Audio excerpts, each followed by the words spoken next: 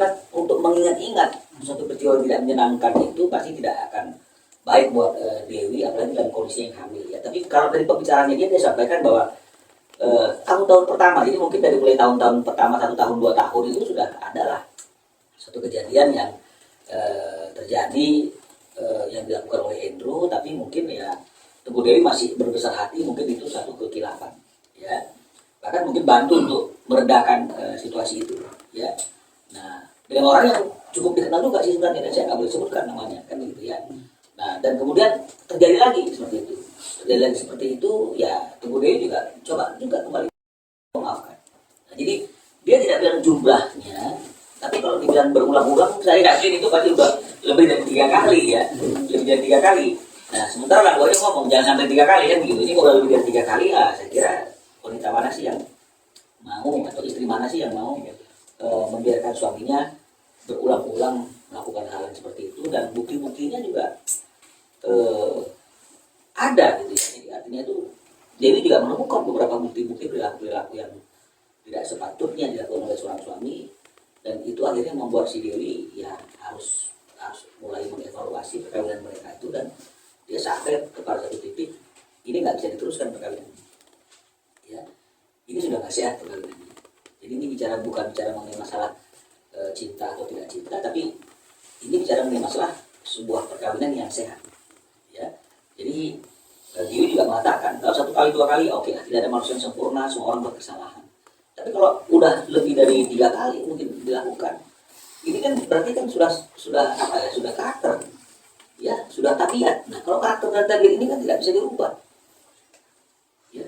Kalau misalnya kemudian artinya itu terjadi sekali, terus kemudian dia menunjukkan sikap yang betul-betul ingin berubah dirinya kan begitu misalnya, ya mungkin Dewi juga akan welcome lah kan gitu ya, untuk memaafkan. Tapi sudah berulang-ulang dimaafkan, tapi tetap seperti gak ada artinya gitu ya.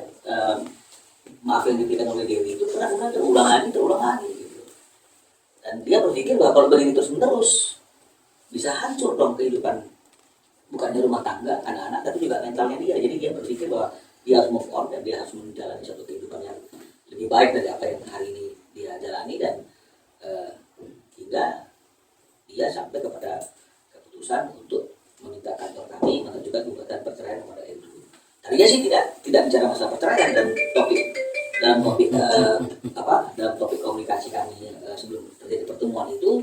Sebenarnya belum bicara mengenai masalah perceraian, masih bicara mengenai masalah yang terjadi, termasuk terkait dengan masalah di mana keberadaan Andrew dengan wanita siapa, itu masih seperti itu pembicaraannya. Dan juga termasuk ada hal-hal lain yang naik di media sosial, bahkan ada satu orang yang juga mencoba mengkait-kaitkan Teguh Dewi dengan dia kan begitu ya, dan mencoba memframe bahwa Teguh Dewi juga adalah orang yang seperti ini. Tapi dalam perjalanannya yang ini disingkirkan, kita pending, dia lebih fokus pada mengajukan gugatan perceraian. Sekarang komunikasinya seperti apa Pak antara Dewi dan Andrew? Bukan komunikasi ya, jadi untuk menjaga mental, untuk menjaga segala sesuatunya agar Dewi itu tenang. Dari pertemuan kemarin itu dikatakan bahwa hari ini Dewi dengan Andrew sama sekali sudah tidak ada komunikasi, karena memang Dewi nggak ingin dulu berkomunikasi, karena dia ingin menenangkan diri dan ingin mempersiapkan proses kelahiran anaknya yang kedua ini. Sehingga komunikasi itu hanya melalui orang rumahnya si Dewi, ART yang tadi saya katakan, mungkin driver gitu ya. Jadi mungkin pada waktu anaknya juga setelah terjadi peristiwa yang viral terkait dengan masalah Teguh Dewi dan suaminya. Bang, tapi secara spesifik dengan artis yang inisial S yang juga mungkin ada hubungan sama Andrew itu disampaikan nggak sih sama Teguh Dewi?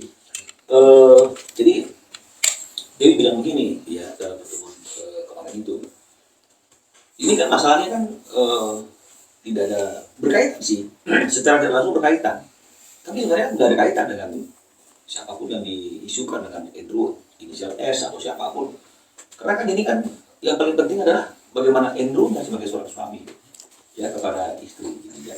Karena kalau di luar sana kan pasti banyak dong itu ya, artinya wanita-wanita pelakor yang artinya nggak peduli status seorang laki-laki itu sudah berkeluarga atau tidak berkeluarga, dia pasang jerat saja kan begitu ya. Jadi bukan masalah wanita pelakornya sekarang nih, yang paling penting dan utama adalah bagaimana sikap dan karakter Andrew sebagai seorang suami yang memiliki tanggung jawab dan sudah sadar betul dia tidak lagi sendiri, bukan orang single, kok masih memberikan respon atau mencari-cari misalnya seperti itu ya wanita-wanita lain di luar istrinya. Jadi Dewi lebih fokus pada itunya daripada mengurus orang-orang lain itu. Karena kalau misalnya nggak ada respon dari suaminya, dari Andrew, atau misalnya Andrew-nya tidak mencari-cari, atau sebaliknya misalnya ada wanita yang menggodain juga, kalau Andrew-nya tidak mau digodain, kan nggak akan terjadi hal yang seperti ini. Jadi Dewi lebih fokus kepada ikatan dia dengan suaminya sebagai suami istri yang melihat bahwa rumah tangga ini sudah tidak baik lagi karena sang suami tidak mencoba menjaga kesucian dari hubungan rumah tangga ini. Bang, mungkin aku telat kali. Untuk nafkah sendiri masih diberikan nggak? Kalau mengenai masalah nafkah nggak spesifik ya, kita bicara mengenai masalah diberikan atau tidak diberikan. Tapi Dewi dalam pertemuan kemarin itu tidak bicara hal yang berkaitan dengan masalah nafkah. Jadi saya bisa asumsikan bahwa nafkah itu tidak menjadi suatu hal yang utama, ya penting, tapi mungkin nggak hal yang utama karena mungkin Dewi merasa bahwa mereka berdua saling bertanggung jawab untuk kehidupan rumah tangga mereka bisa berjalan ya, termasuk dia punya rumah tangga. Jadi yang paling penting dan paling utama itu adalah terkait dengan masalah perilaku dan karakternya si Andrew yang berulang-ulang kedapatan dan ada bukti memiliki hubungan dengan wanita lain. Itu aja yang menjadi persoalan sebagai seorang istri ya. Karena kalau bicara mengenai masalah caranya juga, Andrew kasar nggak dalam rumah tangga? Nah, si Dewi bilang nggak kasar.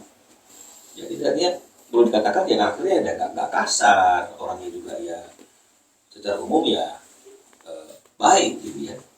Tapi kan bagi seorang istri kan nggak cukup nih, suaminya nggak kasar, ya boleh dikatakan baik gitu ya. Tapi memiliki hubungan dengan wanita-wanita lain di luar sana gitu.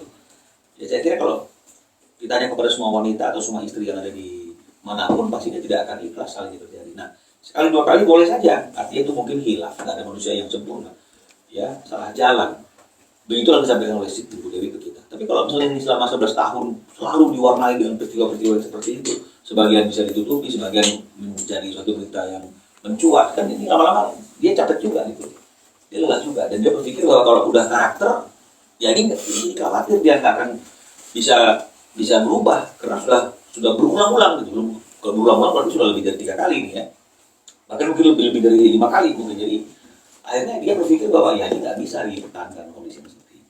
Tapi Bang, ada nggak keinginan Dewi dengan bukti-bukti perselingkuhan dari suaminya yang dia akan melaporkan? Ya, membawa ke ranah pidana gitu Bang? ya ini yang ingin saya mau sampaikan dari itu, bahwa di awal-awal komunikasi kita itu kan memang kita tidak bicara mengenai masalah perceraian, tapi kita bicara mengenai masalah konteks hukum pidana. Ya, kita bicara konteks hukum pidana. Bahkan saya sudah sempat berkomunikasi dengan salah satu Kapolres gitu ya, di mana wilayah hukum kalau kita ingin melapor atau melakukan satu tindakan kepada si Andrew ini kan gitu. Nah, hanya saja kembali Dewi mengingat gitu, bagaimanapun juga dia adalah ayah dari anak-anaknya, satu itu. Yang kedua, dia juga tahu posisi Andrew itu juga sebagai tulang punggung dari keluarganya. Keluarganya itu artinya di luar rumah tangganya ini ibunya, dan dia nggak mau artinya itu memberikan suatu dampak yang akhirnya sampai harus seperti itu kepada suaminya, sehingga akhirnya dia skip semua opsi-opsi yang pidana dari itu, dan dia berpikir udahlah fokus kepada rumah tangganya ini saja yang harus diberesin, dan dia berpikir yang perlu diutamakan sekarang adalah bagaimana supaya dia bisa mengakhiri hubungan perkawinannya dengan Andrew agar dia bisa hidup tenang bersama anak-anaknya dan bisa menjalani hidup yang normal sebagaimana layaknya orang-orang lain. Mungkin nanti gugatannya akan diajukan ke PH mana? Otonomi Agama Cibinong. Artinya nanti menunggu sampai Dewi melahirkan? Oh enggak. Jadi ini yang tadi saya sampaikan sebelum tadi mungkin Mbak datang, bahwa kita juga sudah memperhitungkan kondisinya yang hamil itu apakah memungkinkan seorang wanita yang lagi hamil itu mengajukan gugatan cerai. Makanya setelah kita kaji itu tadi bahwa boleh-boleh saja, ini secara hukum fikih boleh saja seorang istri yang sedang hamil mengajukan gugatan cerai kepada suaminya kalau memang ada suatu situasi kondisi yang luar biasa di mana istri tidak mendapatkan haknya sebagai istri dan ada kejadian yang benar-benar membuat istrinya merasa terjolimi. Jadi peristiwa yang sekarang terjadi ini kan seperti itu. Jadi secara fikih formil pun seperti itu. Jadi boleh aja si istri mengajukan gugatan atau khuluk ya kepada si suaminya.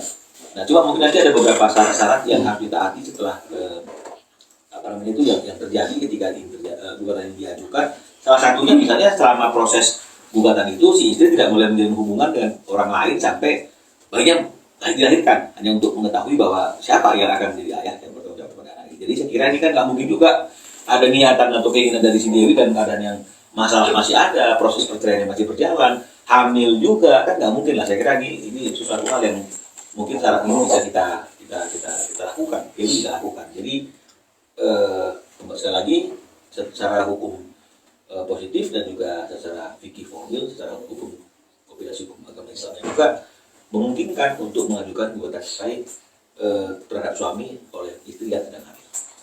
Oh, tapi emang sebelumnya Kak Putri juga Dewi juga mau ada rencana buat mengarahkan ke pidana gitu. Tadinya seperti itu. Andrew dan S ini nih. Tadinya seperti itu. Ya, tadinya seperti itu. Dia mau maju ke pidananya dulu gitu ya. Mungkin ya istri pasti emosi ya.